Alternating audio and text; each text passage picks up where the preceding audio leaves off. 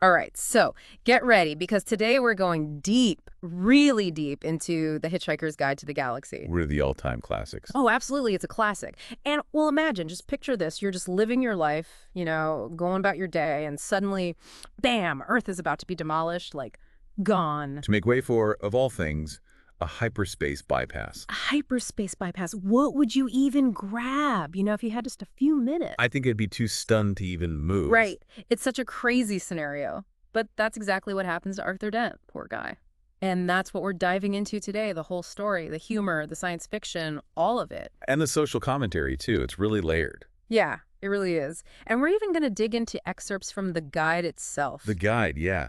That crazy encyclopedia with an answer for everything. Well, almost everything. I mean, it does come up with the answer to life, the universe, and everything. Which is, of course, 42. Yeah. But nobody knows the question. Exactly. 42. What does it even mean? It's brilliant. And we're going to talk about all that. Plus, why towels are essential for any hitchhiker, especially in space. Don't forget the Vogons.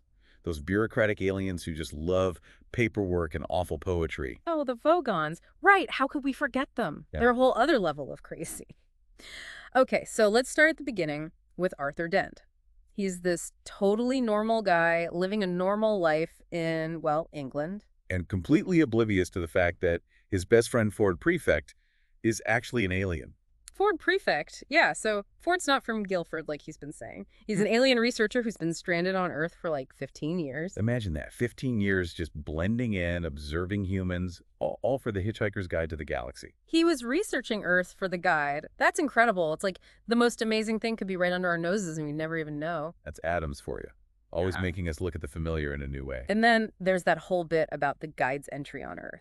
At first it says harmless. Harmless, right. But then it gets updated to mostly harmless. Mostly harmless. I mean, what does that even say about us? It's like a little dig, right? Definitely a dig. Adams was a master of satire. He's basically saying, yeah, you humans think you're a big deal, but you're really just a blip on the cosmic radar. But a mostly harmless blip, apparently. And then, of course, we have to talk about the Vogons, the ones who actually destroy Earth. The Vogons. Oh, man, those guys. They're like the ultimate bureaucrats, obsessed with paperwork, rules, and regulations. And their poetry. Don't forget their poetry. Oh, yeah, their poetry is legendary, in the worst way possible. Adams actually describes it as having your brain smashed out by a slice of lemon wrapped around a large gold brick. It's that specific and vivid, isn't it? You Yeah. could practically feel the pain just reading the description. Exactly. It's so awful. It's hilarious. But it's also kind of terrifying. Like, imagine being forced to listen to that. And they use their poetry as a weapon, basically, a form of torture. It's just so Vogon. They're so over the top. But I think that's why people love them. They represent everything we hate about bureaucracy. Taken to the extreme, like imagine the DMV, but in space. And with poetry readings. Okay, so we've got Arthur, whose planet is about to be demolished, and Ford, his alien best friend, and these Vogons who write terrible poetry. What happens next? Well, that's when things get really interesting. Arthur and Ford manage to escape Earth's destruction thanks to Ford's quick thinking. But how? I mean, Earth is literally being blown up. Did they steal a rocket or something? It's even more improbable than that. They hitch a ride on a Vogon spaceship.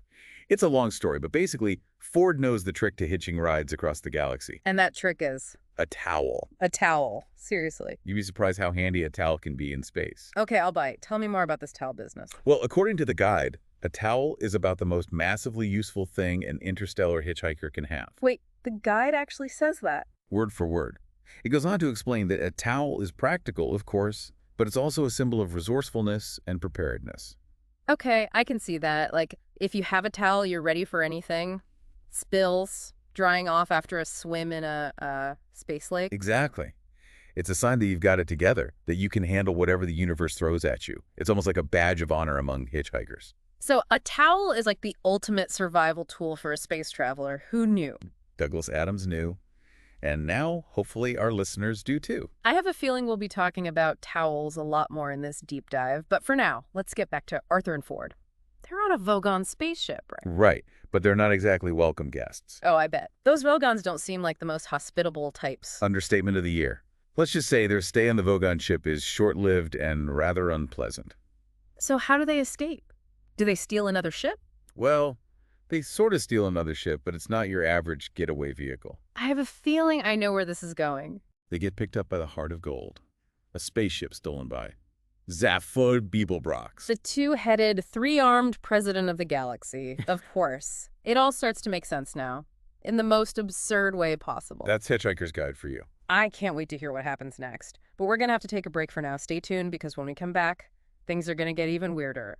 Zaphod Beeblebrox. I mean, how does a guy with two heads even become president? Well, it's a long story, but basically, Zaphod is not your typical politician.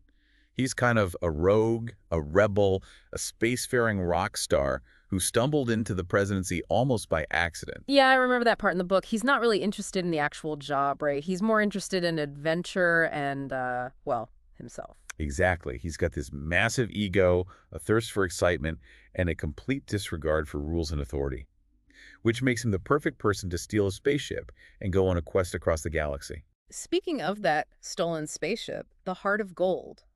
What an incredible piece of technology. It's got the infinite improbability drive, which can take you anywhere in the universe instantly. The infinite improbability drive. It's one of Adam's most brilliant inventions. It's basically a way of manipulating probability, making the impossible possible. And it leads to some of the most hilarious scenes in the book, like that moment when they're escaping from the Vogons and the ship suddenly turns into a giant pod of petunias. Yeah, the sperm whale. Don't forget the sperm whale. Oh, yeah, the sperm whale. It's just so random and absurd, but that's what makes it so funny. It's like Adams is saying, hey, anything can happen in this crazy universe, so why not just go with it? And it's not just about the humor. The infinite improbability drive also represents the power of imagination. The idea that we can break free from the constraints of logic and reason and explore the infinite possibilities of existence. So it's deeper than just a funny gag. It's like a metaphor for the whole book. Exactly. The Hitchhiker's Guide to the Galaxy is all about embracing the unknown, the unexpected, the improbable. And the infinite improbability drive is the perfect symbol of that. Okay, so we've got Zaphod, the two-headed president who stole the Heart of Gold, and Arthur and Ford, who are along for the ride. But they're not the only ones on board, are they? No, they're not. Zaphod has also brought along Trillian, formerly known as Tricia McMillan, remember her? The astrophysicist Arthur met at that party back on Earth. Trillian, oh, right, the one Arthur had a bit of a crush on. So she also escaped Earth before it was destroyed. She did. Ah. And it turns out she's pretty handy to have around when you're traveling through space with a semi-galactic president who has a tendency to make impulsive decisions. I bet she's the voice of reason in that chaotic crew. Exactly. She's intelligent, resourceful, and not afraid to challenge Zaphod's craziness, which is probably why they work so well together. Okay, so we've got the crew assembled, Zaphod, Trillian, Arthur, and Ford. They're on this amazing spaceship, the Heart of Gold, which can go anywhere in the universe. But where are they going? Well, Zaphod has a particular destination in mind. He's convinced that the legendary planet of Magrathea is real. Magrathea. Wasn't that supposed to be a myth? The place where they built custom-made planets for the super rich? Exactly. And Zaphod, being the adventurous, thrill-seeking guy that he is determined to find it. So, is Magrathea real? Do they actually find it? Well, that would be telling, wouldn't it? But let's just say that Zaphod's intuition isn't always wrong, and their journey to find Magrathea leads them to some pretty amazing discoveries, including the answer to the ultimate question of life, the universe, and everything. Wait, didn't you say nobody knows the question? They know the answer. It's 42. Right, 42. But without the question, the answer is meaningless. Exactly. And that's where things start to get really meta. Okay, I'm intrigued. Tell me more about this 42 business. Well, as I mentioned earlier, the Heart of Gold is powered by a prototype of the supercomputer Deep Thought. The same deep thought that was tasked with calculating the answer to the ultimate question of life, the universe, and everything. The one and only. And after 7.5 million years of calculations, Deep Thought determined that the answer was 42. 42? It's such a random number. What are we supposed to make of that? Well, that's the problem, isn't it? Nobody knows what the question is. So we have the answer, but not the question. That's frustrating. It's more than frustrating. It's a cosmic joke. It's like being handed the solution to a puzzle without knowing what the puzzle is. It's Adams's way of poking fun at our obsession with finding answers to life's big questions. So what's the point then? If we don't even know the question, what's the point of the answer? That's the brilliance of it. Adams isn't giving us easy answers. He's making us think, making us question, making us laugh at the absurdity of it all. Maybe the journey is more important than the destination, the search more meaningful than the discovery. So the real question isn't what's the meaning of life, it's what's the question. Exactly. And that's a question we all have to answer for ourselves. Mind-blowing, truly mind-blowing.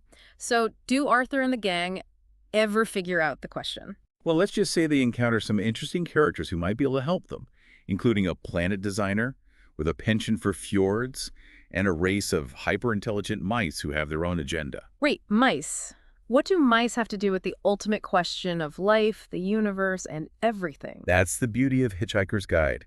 You never know what's going to happen next, but I can guarantee you it's going to be wild. So we've journeyed across the galaxy, dodged Vogons, met a two-headed president, and learned that the answer to life, the universe, and everything is 42. But the question remains a mystery. A mystery. It's enough to make your head spin. But amidst all the chaos and absurdity, there's Arthur Dent. Our bewildered but resilient protagonist. Yeah, he starts out as this ordinary guy from Earth, and suddenly his whole world is turned upside down. His planet gets blown up, he's flung into space, encounters all sorts of bizarre creatures. And yet, he never gives up. He keeps searching for meaning, for connection, even when it all seems utterly pointless. He's like the ultimate survivor, always adapting, always learning. It's got to be tough, though, losing everything you know and being thrust into this crazy, chaotic universe. It definitely tests his limits. But he also encounters some truly amazing things along the way. And he learns some valuable lessons, like the importance of a good towel, for instance. Right, the towel, the symbol of preparedness, the hitchhiker's best friend. According to the guide, at least. But I think it goes deeper than that. The towel represents Arthur's ability to cope, to make do, to find comfort in the midst of chaos. It's like a security blanket for the soul. Exactly. And it's not just Arthur. All the characters in Hitchhiker's Guide are trying to navigate this absurd, often meaningless existence. Yeah. You've got Zaphod, who tries to outrun his existential angst with thrills and excitement. And Trillian, who seeks answers in science and logic. And Ford, who observes it all with a sense of detached amusement. And then you have Marvin, the robot who's just perpetually depressed. Talk about a contrast. Marvin. He's the embodiment of cosmic pessimism. Always complaining, always gloomy.